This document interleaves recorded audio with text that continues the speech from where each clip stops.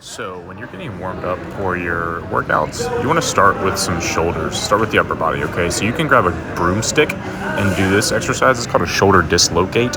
You want to try and keep your elbows straight. Don't try and bend your elbows. Just go all the way over and back. The wider you start with your hands, the easier it will be. And then once you get nice and warm, you can bring it back in. And see how I'm not arching my back, staying up straight, coming all the way over and back nice and slow.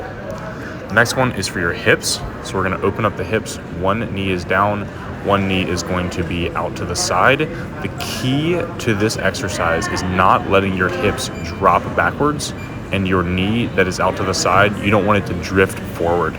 You want to keep it backwards. So I've got my arms slowly and easily just kind of keeping that thing from drifting forward, and I'm squeezing my butt, pushing my hips forward. What you want to do here is you want to do about 3 reps on each leg and then go ahead and switch it up. And every time you sink down, you're going to be holding it for about 5 seconds at the bottom or so, squeezing your butt, pushing your hip forward and your knee backwards. You should really feel a good stretch here in the groin area and even in your ankle as you're pushing your knee over top of your toe. This is going to allow your hips to get open and allow you to get nice and warm for your workout. After you finish with the hips, we're going to move on to rotating your spine a little bit, getting your back nice and warmed. This exercise is called threading the needle. This is perfect for getting your back nice and warmed up, loosening up the spine a little bit before you head into your workout. You want to alternate sides here and just kind of try and twist yourself as much as possible.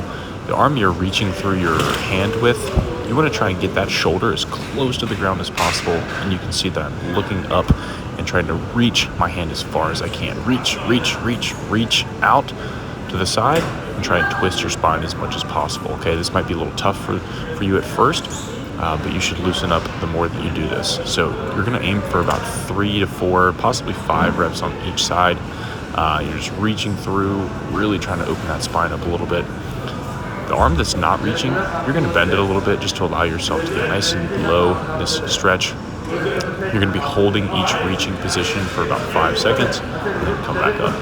After you finish there, we're going to move back to the hips and we're going to do a dynamic Frogger stretch. This is perfect for priming your hips and really working the inside of the hip, the groin area to get you nice and ready. So what you want to focus here is after you get down, spread your knees out as wide as you can, and then you're going to try and put your feet directly behind your knees. You don't want any sort of angle. You want one straight line from knee to ankle.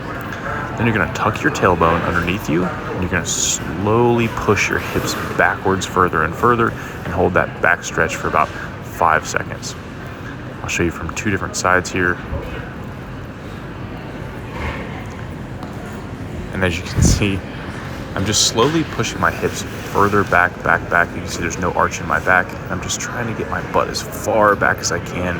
And each and every rep I do this, I'm trying to get further back each time, holding that back position for about 5 seconds, and then relaxing and coming forward.